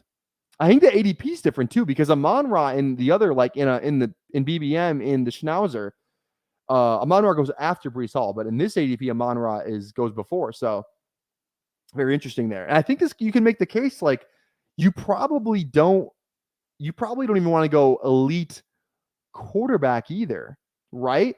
Because if you go elite quarterback, you're kind of putting all your chips in one basket. It's more of an upside play, and you're taking away the draft capital that you could have had at other positions. If you go like 3 quarterbacks, maybe they're to the likes of, what if we just stack all of these receivers right here, right? Amon-Ra, Drake, Kupp. We get Goff, Kirk, and Stafford. That feels like a really, really, really high floor possibility. But then you have to be thinking, about the stacks, that final too, because all that money in this contest is still in the final, right? Only the top 115 teams make it to the final. And I guess if you just get top 25 percentile you're still going to walk away with $1,000, which is good. So maybe, if you're shooting for first, probably should have a couple risky high upside plays in there, right? Because you're still, at the end of the day, if you're trying to get first, you're still looking for that high weekly upside in week 17. But I think high floor is the move overall. I think high floor is the move overall. So I think that means, just hammering running backs and receivers, because that's where most of your points are going to come from. You can supplement a lot of points in the quarterback position if you go 3 QBs, right? 3 QBs, 2 tight ends. Maybe you even do like a build where it's you probably don't want to get fragile. I think my preferred build in here is going to be like a 3-6. Ooh, no, probably 3-5 if I'm spending a lot of capital at running back early. 3-5-8-2. That checks out, right? 8, 15 is 13 plus 5. Yeah, 3-5-8-2. I think that's the move here in this contest. Just my first glance, my first opinions. That is the move there. So there's some tight ends here, but I don't think they make a ton of sense. I think we wait on tight end a little longer. I think we wait until the next time around. Yeah.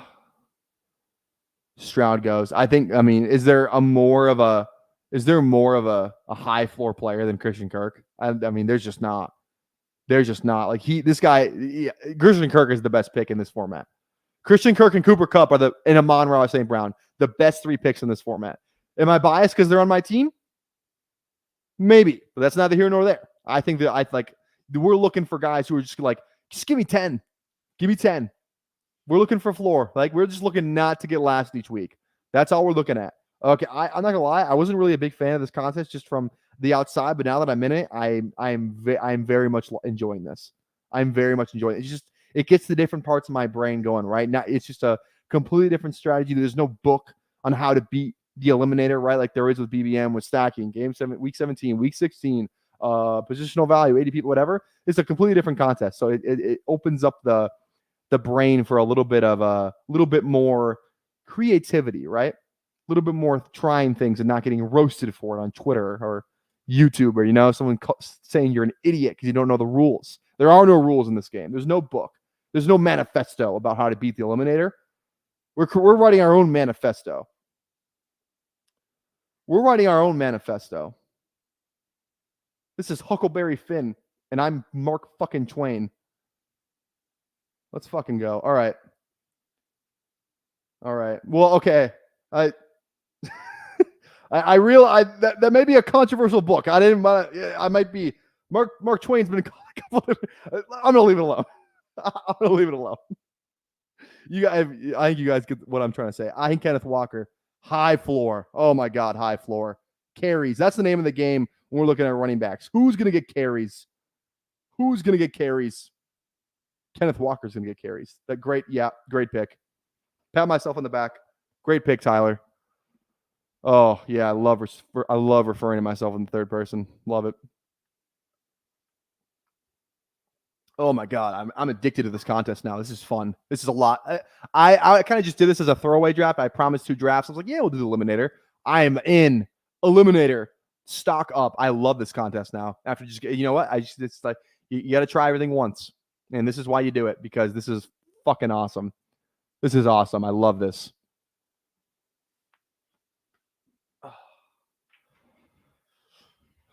If anybody says Mark Twain in the chat, they're banned. 5-minute ban. I don't even know how to do that, to be honest. Can I do that? If I click on this? I can put a user in timeout. That's kind of fun. Oh, Fantasy Dog, let's check out your team too. Sorry, man. I didn't even, where are we at? Okay, so we go JT, great high floor pick. Marvin Harrison, I think he has a high floor as well. Jalen Waddle, Keenan Allen. Oh my God. Terry McLaurin. I was looking at Terry McLaurin almost over Christian Kirk. I was back and forth between the two. Kamara, I think, yeah, this is a nice high floor yet high upside team. Waddle, high upside player. I think Terry could be that player too. Harrison, we'll see. Jonathan Taylor, he's a walking 80-yard touchdown run. So I like it. I like it. I like that team fantasy dog. I think that's we're two of the same right now. We're two sides of the same coin at the moment. Is that a saying? I think it is. Hey, Ty Randall's in here. What's going on, baby? How y'all doing? Got some Toppers Pizza for dinner. I'll tell you what, Randall. Me and Toppers Pizza have a extremely tumultuous relationship. Extremely fragile relationship. I was at my college town a couple months ago. This was maybe in the fall. And, we get home from the bars, and what does any drunk 23, 24-year-old want to do? Want to order some pizza. What's the only place open? Toppers, right? It wasn't that late. Like, they're open, I think, till like 2 or 3. I think I called it like 12:30 or 1 or something like that. It wasn't extremely late considering when they closed. I waited. I stayed awake for 4 hours for a pizza and some fucking breadsticks that never came, or cheese sticks, whatever the fuck they were. I stayed awake for 4. And they roped me, they teased me along, they were stringing me along. All right. Oh, it's out for delivery. My fucking ass, it's out for delivery. That shit never came. I stayed up till 4 a.m. waiting for that goddamn pizza. I called. Oh, it's on the way. You're good. It's on the way. I like after 2 hours, I called them. Your pizza's on the way. It's out for delivery right now. I was tracking that motherfucker on the website. In your neighborhood. Bullshit they were. That thing never came. So, Toppers, if you're hearing this, I want restitution. I want you to make it right. I want you to... I'm never going to get those 4 hours back. That's all I'm saying. If anyone has a Toppers connection, send this to their fucking director of marketing, because it still pisses me off. Okay. We are on the clock momentarily. Oh, Cal Elliott, right? Cale Elliott. Don't do it to me. Don't do it to me. You don't need Evan Ingram. You don't need... Come on. Come on, man. Oh, good, great. We could not have asked for a better tight end selection right there than Evan Ingram. We could not have asked for a better one. Could not have asked for a better selection than Evan Ingram right there. I absolutely love it. I absolutely love it. Yeah, they seem to hire the most shady drivers, guys who would hang in Billard Hills, tattoo covered. I don't get the Billiard Hills reference, but I think I can make my own assumptions. So that's late for Ingram too. Wow. Like, yeah, and Evan Ingram, I feel like he's a high floor player as far as tight ends go, right? Didn't he lead the tight ends in targets last year? Am I talking crazy? Am I spewing again? This is like, I feel like I have like delusional. Nope, I was right. Evan Ingram, 130 targets last year and 104 catches. He led the tight ends in both categories. And you're telling me he's the tight end what? The tight end 8? Right? The tight end 8? Come on, man. He screams high floor. He screams high floor. Only 3 touchdowns. Those numbers could go up, but we don't even need the touchdowns to go up in a contest like this. Evan Ingram's the pick of the draft. Evan Ingram's the pick of the draft, man. Come on, man. Let's go. Let's go. High floor. Evan Ingram. Love it. Love it. This is how the draft, this is a masterclass. This is a masterclass. I said it. You heard it. Masterclass right here that we are putting on display. Okay. Oh, I'm looking at another player. High flow. Oh, this draft does not have any running backs yet. Anthony Richardson is my that's scary. This would scare the hell out of me. I'm lower on Richardson as it is. I think I need to be higher. I recognize that, in the Best Ball Mania, in those other contests, but this would scare the hell out of me. You can still, draft a different quarterback. You can still save yourself. Maybe you go a guy like Kirk. I think Kirk is a perfect guy in a format like this, especially in that offense. This scares me. If they go like Richardson, like a really like Mac Jones, donating right here. I don't like to throw that word around. I think I don't like to come off as I'm the all-knowing, I'm the all-powerful, but it's just a strategy I would definitely not do. Christian Watson, you would have to tie my hands behind my back and physically make the pick for me before I drafted Christian Watson in a contest like this. Ooh, okay. James Conner. I'm scared he could lose work to no, we're gonna go off the rails here a little bit. Zach Moss, high floor, screams high floor. Are you kidding me? You kidding me? Oh my God, high floor running back. Give it. Yep. Love it. Love it. Jaguars have NFC North on their schedule. If you see any players you need a tiebreaker for, there we go for potential Week 16, Week 17 correlation. I like it. Hey, thanks for the tip. I like that information. You know, we got a little Jacksonville, Detroit thing going on right now, so that could definitely play out. You know, that could definitely play out. I'm trying to remember how many AFC, NFC Week 17 games that we have where it was like a team in the AFC was playing a team in the NFC. The only ones I can think of, Seattle, Pittsburgh is one off the top of my head. Oh, Carolina, Jacksonville was another one. Let me just go through them. Dallas, no. Cleveland was the Jets. Cleveland was Cleveland was the Jets. Indiana, it was Indy and Las Vegas last year. Arizona was Philly, so that matches up. Denver was Chargers, I believe. Yeah. I think so. Yeah, not a lot of AFC NFC matchups, but you know it could happen. All right, made it to work. Still going. Let's go. There we go.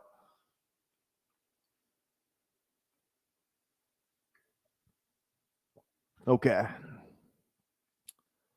God, this is a nice team. I'm not worried in the this drafter has 4 quarterbacks. Holy shit.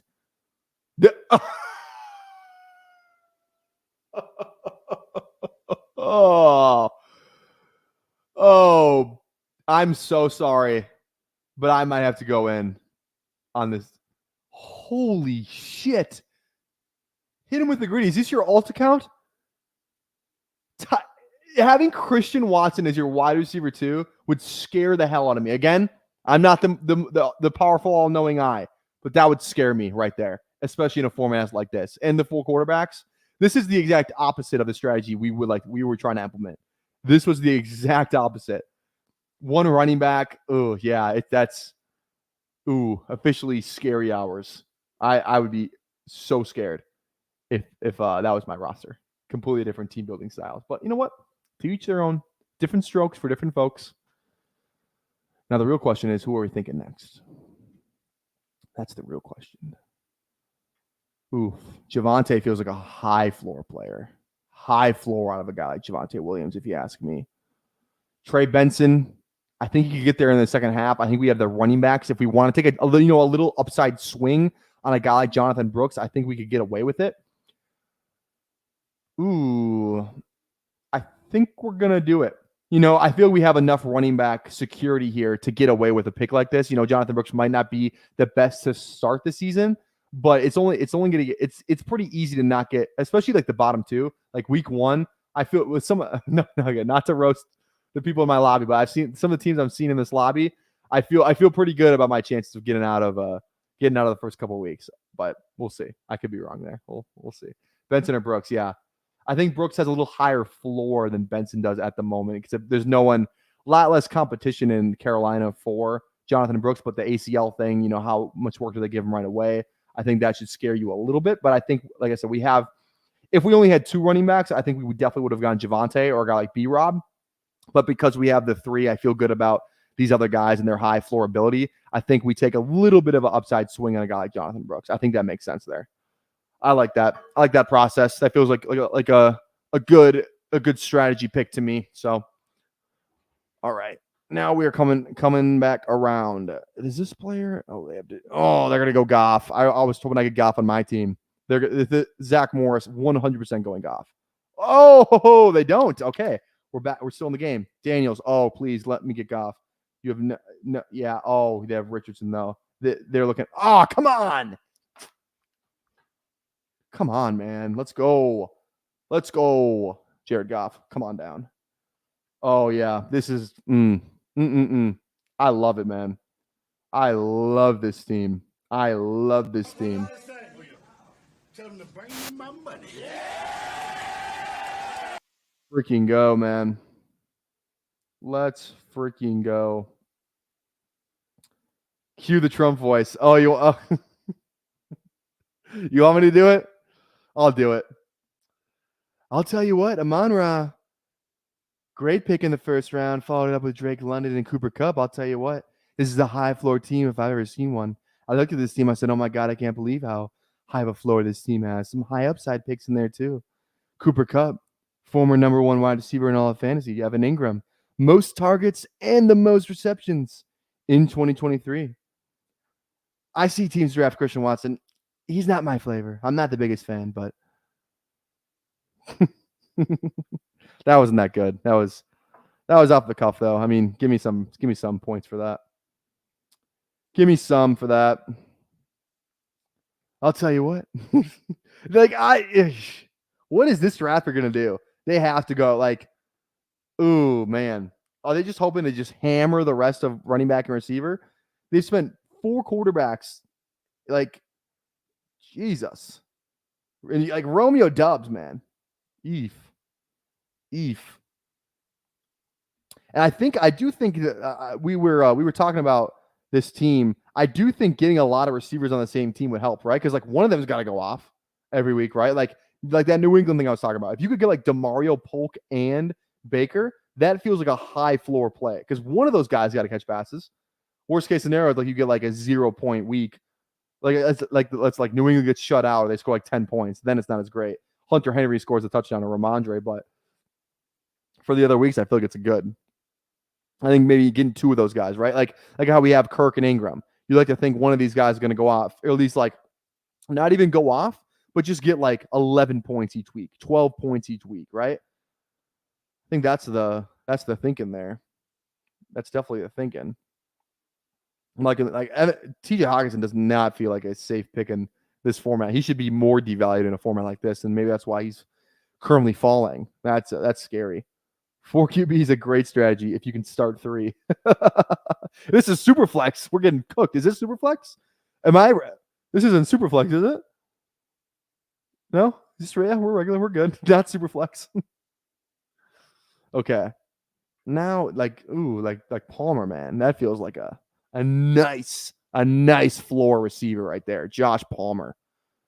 I don't think there's a better floor receiver than Josh Palmer right here. I mean, that pull my leg. Oh no, I think we get our QB. I think we go Kirk here. I talk about getting those QBs. I think Kirk's the move here.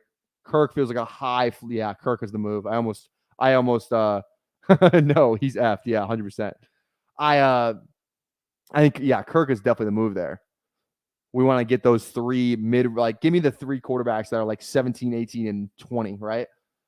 Like the high floor guys right here with the possibility of going off in, a final week, week 17. And you don't even need to really be high upside in any other week than week 17. Like week 15 and 16, it's still the same thing where like you only need to get like top half or top, whatever. And you can get that with just, semi stacking and still going after a high floor. I think high floor has got to be all you're concerned about. And whatever happens in the finals happens in the finals, if you're still stacked up to some degree, like we still have Drake and Cousins, we still have Goff and Amon-Ra, that's going to give us upside anyways as it is. So I think not worrying too much about the week 17 game stacking, building a high floor with some stacks it gives you high floor possibilities and it gives you high upside possibilities as well. Especially when there's only 130 people in the final, 115 people in the final. Like, I think it's floor. Yeah, the more I talk about it, the more I'm convinced that it's just like you should only be worried about high floor, right? I don't need 150 points in week 1. Can I consistently, or like, I don't need 150 points in 1 week. Can I just consistently get 120, 130, I think that's the thinking you gotta look at with this contest. So yeah. Okay. Who's the safest receiver left? It's definitely not Leggett. It's not Pearsall. I think it's Jahan Downs. Still need a tight end too. Cole Kmet. He doesn't feel safe. Feels like he's always been a boomer bust player, but we do have Ingram, so maybe I could talk myself into a little more. I think Leggett could. there's an argument for Leggett. He just like is a really good receiver, and they feed him a lot. Man, I think Dotson's the move though.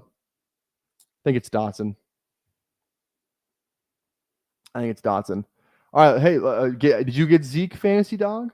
Let's check on. Yeah, I got Zeke. That's a great floor play. Frymuth, great floor. You know, Tua, not yeah. These are all your running backs, great floors. Pat Frymuth. Oh yeah, that's considering Pat Frymuth your first tight end off the board. Yeah, great. Could be Leggett in the run game, 100%. I think Leggett is a little higher floor than a big fantasy would tell you, in my humble opinion. I think Leggett has a higher floor than the big corpse and big fantasy may lead you on about. All right. Oof. Drop the New England, New Orleans, Tampa Bay late stacks. Yeah. Literally, right? Literally. Okay, let's open up the board here. Let's get the board going. How did this where's the one team we were looking at? This one. Shakir, Dubs. They have 4 wide receivers right now. 1 running back. Oh my God. You better hope you get some high. There's not a lot of high floor running backs left. It's a lot of handcuffs. Not a lot of high floor guys. Dobbins is probably your best bet if you're looking for floor. Or Algier, maybe. But probably not even Algier. Oof. Woof. Hashtag keep pounding. Hashtag go Thurs. Go Thurs. Hell yeah. Let's go. All right. 5 picks away. Here we go. Here we go. All right. Oh, what is this draft going to do? Pearsall. Oh my. It was still just 1 running back. Oh, yikers. Wow. Rookies. Pearsall. Probably not going to play a lot this year unless Ayuk is gone. Yikes. All right. I'll stop roasting that person's team. See, I think people think Leggett's a high upside guy. I think quite the contrary. Oh, but Wilson, good floor guy. Mooney, I think he's the higher floor than people may let on. No, there's these New England guys. Polk as well, high floor. Oof. Now I'm at a crossroads here. I'm at a crossroads now. Okay. I have a vision. I was going to go Leggett. Damn it. Okay. Let's go Polk. New England. I like it. I love it. I'm going to have to throw that in once a stream to counter the intro. Keep pounding. Yeah. Did you guys like the new intro?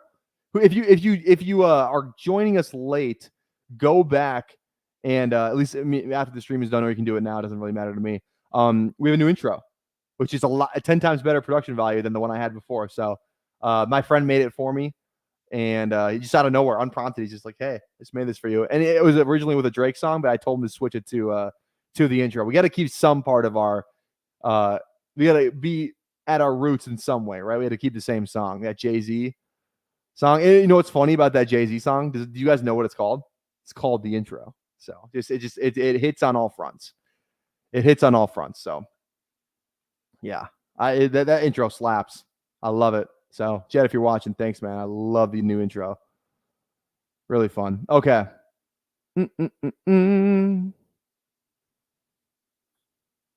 We need to start thinking tight end here. Only have one tight end so far. I'm doing a $30 12-team auction on RT Sports later on. I'm planning on ignoring every second-round player. Nice. Intro is solid. Just as a Panther fan, it sucks. That's fair. That's a fair assessment. I get where you're coming from with that.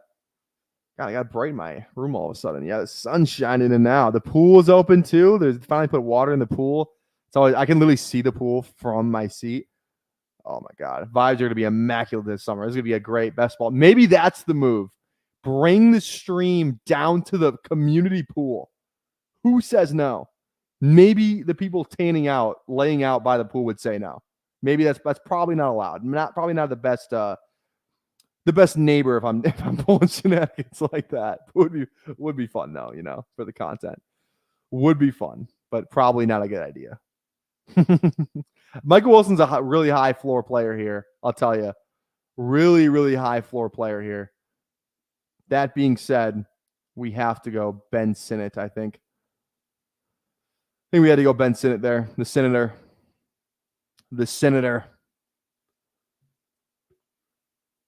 Rookie tight end, probably not the best for high floor, but there's a scenario where I think he just gets peppered, right? If there's going to be a tight end I bet on, it's a Cliff Kingsbury tight end. We saw what he did with Zach Ertz. Granted, Zach Ertz is in Washington, which scares you a little bit too.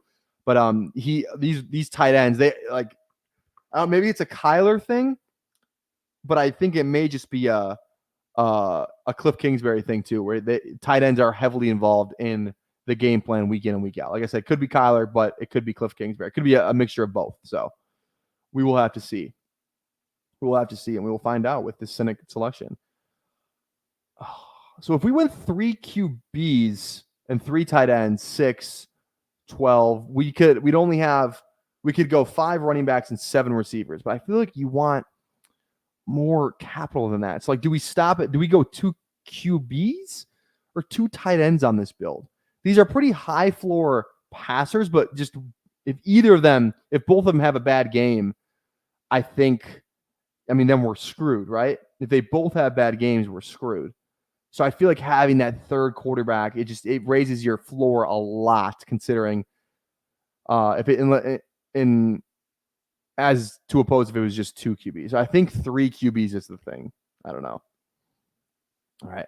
I don't know how you draft and stream at the same time. It's not it's more or less just kind of going through what's ever in my brain at that exact moment, just kind of saying my thoughts out loud. So it's all about the past 3 QBs. I was looking at that. I'm not going to lie, but is Fantasy Dog drafting in front of me?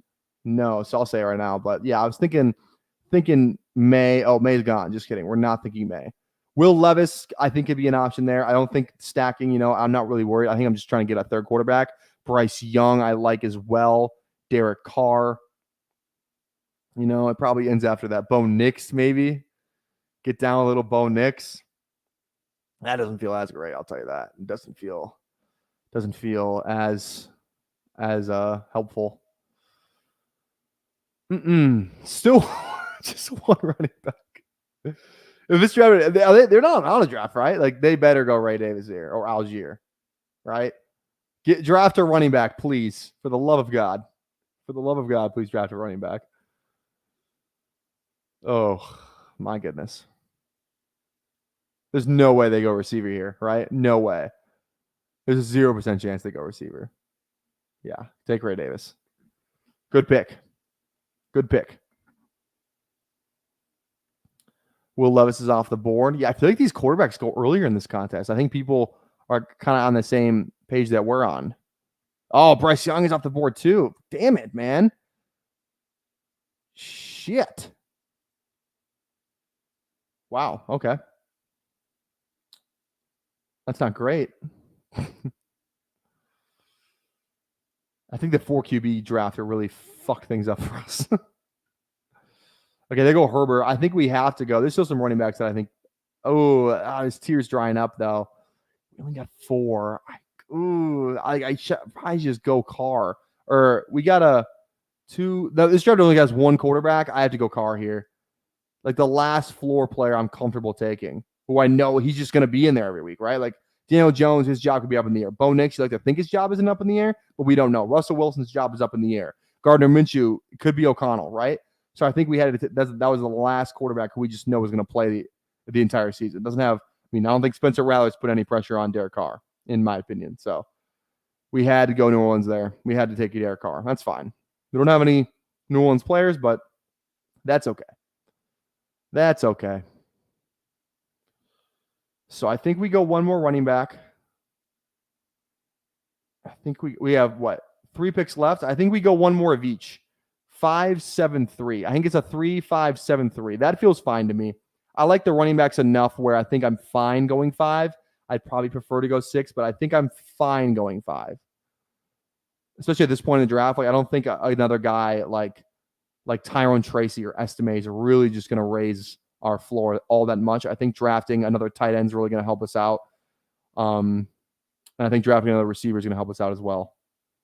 I don't think 2 more running backs would help us drastically. So we'll see.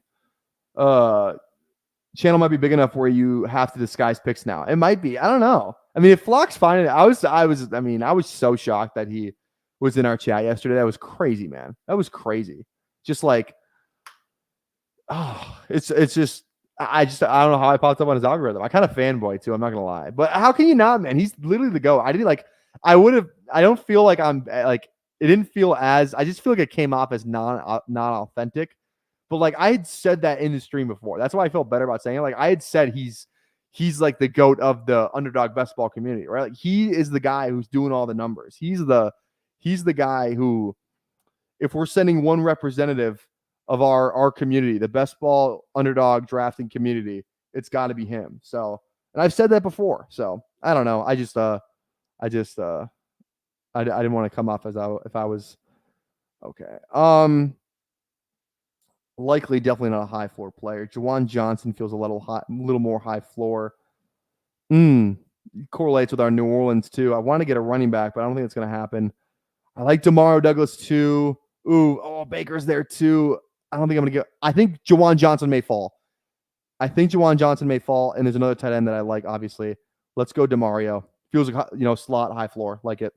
And we already got another New England receiver too, so I think pairing those two together. Hopefully just one of them goes off or just gets 10 points every week, right? From our wide, if we could just get 10 points out of either Polk and Demario Douglas in 80% of our weeks as our wide receiver 5 and as a wide receiver 6 and 7, 100% fine with me. So it's good to see he takes the draft serious enough to explore how others are doing. Are you talking about Flock? Good to take. Yeah, I think you're right, 100% right on that. Yeah. No, it was great with the Flock. He's about it. He is. And he was really kind too. He gave us some good tips, right? Like the no emojis in the thumbnail thing. And if you notice today's or no emojis in the title, the YouTube title. You notice today, I didn't do any emojis. So that is also named the Underdog Little Schnauzer. I thought I was gonna be able to draft the Schnauzer, but I wasn't. And maybe I'll change that to the Eliminator or BBM, something like that. But yeah. He was really nice, man. I DM'd him after. Just I don't think he would mind me saying this. It wasn't crazy, right? Like I DM'd him after, just saying thanks for hopping in the tips. Like have a good summer. And he literally I don't know if he had it on copy paste. I don't know if he if he just truly took the time to write out this thing. But he wrote literally, it's like a 3-4 paragraph thing where it's like, here's what I like, his like what he learned from YouTube, right? Like what he's doing, what matters, what doesn't matter. Like he did not have to take the time to respond to me, and he could have just been like, yeah, thanks, man. Like anytime, see you in the best ball streets, right? He could just reply with that, but no, he took the time to either, I don't know if it's copy pasted, I don't know, but I think he actually wrote out this entire like quote manifesto of like the YouTube like game and like what to pay attention to, what not to pay attention to. And he sent it to me, and I was really appreciative of that. Like he didn't have to do that, right? He could have ended that interaction a lot sooner than he did. So he's the man. He's the man. Like behind the scenes, like what a nice guy, right? And he was really nice on the stream too. He's a genuine guy. Like he's if I was neutral on Flock or a little high, I guess if we're talking fancy football terms, a little high on Flock's stock or just who he is as a guy, Mason. Like I think higher of him now than I did before. So Flock, great guy. Mason, thanks, man. If you're seeing this, really appreciate it. Okay, 5 picks away here. Yeah, I see only 4 running backs. Estime is a name I definitely wouldn't mind. Tyrone Tracy is interesting. To Pierce, it sounds like if you look on his thing, It's expected to contribute this year. I think he could have a higher floor than some people may realize. You know, Mixon's old as hell too, so I feel better about that than I think some people may, especially as my 5th or 6th running back. Mitchell doesn't feel like he's a high floor, but I fall asleep in the chair when you have the best guest. All right. Who are we looking at here? Happy we got our 3 quarterbacks. Really happy that Derek Carr fell to us and we got him. Juwan Johnson. He must have gone a while ago. Oh, he just went right here. Oh yeah, he just went. Never mind. Okay. I really want to draft Javon Baker, but I will not do it. I'm going to draft Noah Fant. Are you kidding me? If there's a format that Noah Fant was built for, it is this fucking format, man. High floor. I think so. At least I think he has the potential to have a high floor, which maybe that's an oxymoron what I just said, potential to have a high floor. But I just think there's going to be a lot of passing volume in this offense. That's been my bet with Noah Fant kind of the entire time. So, yeah. Come on, man. It's tough to make it from 4 a.m. to wake and take to 9 p.m. Central. No, I got you. It is, man. You're grinding out here. And a Rosarena homer to left center. God, a Rosarena sucked for fantasy baseball. Glad to see he gets a home run there. Oh man. I'm coordinating a stream with somebody, but this isn't gonna work, unfortunately. Damn. I was gonna actually it might. 9 p.m. Eastern. No, I probably shouldn't. Somebody wants me to hop on a stream at 9 p.m. Eastern, who I've never hopped on a stream with before. The only problem with that is my girlfriend gets home at like 8. So I was gonna commit to not seeing her tonight. I've already done 2 drafts. Oh, I might go on. I might do it. Okay, we'll see. Okay, 4 picks away here. It has to be running back. We're not even thinking another position. 4, at least the 4 is scary. 5 is going to be a little bit even more scary, but I think it's fine given the 4 that we got. I like all these guys as high floor players, so OBJ Shark. Yeah, I would maybe in a different draft, but I need to go running back here. I only have 4. Tomorrow's stream, I can tell mom to make pork chops. Yeah. Hey, we'll definitely be streaming tomorrow. It's Saturday. That's going to be, so tomorrow's stream is going to be, let's see. It's going to be a little more midday because the Wolves game starts at 6 Central, and I'm probably going to be doing things before that. It's probably going to be like a 4 p.m., somewhere in between like noon and 4 would be my guess for tomorrow's stream. Somewhere between noon and 4 Central, because I know I have plans in the morning. I know I have plans at night for the Wolves game. We got to go to a buddy's house and watch that. So I think plan for a noon/4 p.m. stream tomorrow, because tomorrow's Saturday. Yep. Okay. I think I like Estime. I think he gets some work, but I think I like Dameon Pierce a tad more. I don't think they want to run Joe Mixon into the ground. That dude's too old to be doing all those shenanigans. I think Dameon Pierce has a real role this year. I do. So that's the team. Our first ever eliminator team. Even going back to last year, literally our first ever underdog eliminator team that I've ever drafted. Goff, Cousins, Carr, White, Walker, Moss, Brooks, Pierce, Amon-Ra, London, Kupp, Kirk, Dotson, Polk, DeMario, Evan Ingram, Sinnott, and Noah Fant. Hey, this was a blast, guys. I had a lot of fun drafting with you guys tonight. I'm glad I did two streams. I'm really glad I hopped in the Eliminator. Again, be on the lookout on Twitter tomorrow for a noon 4, or on YouTube, I guess, too. Noon to 4 p.m. stream. I think that's when we're going to be live.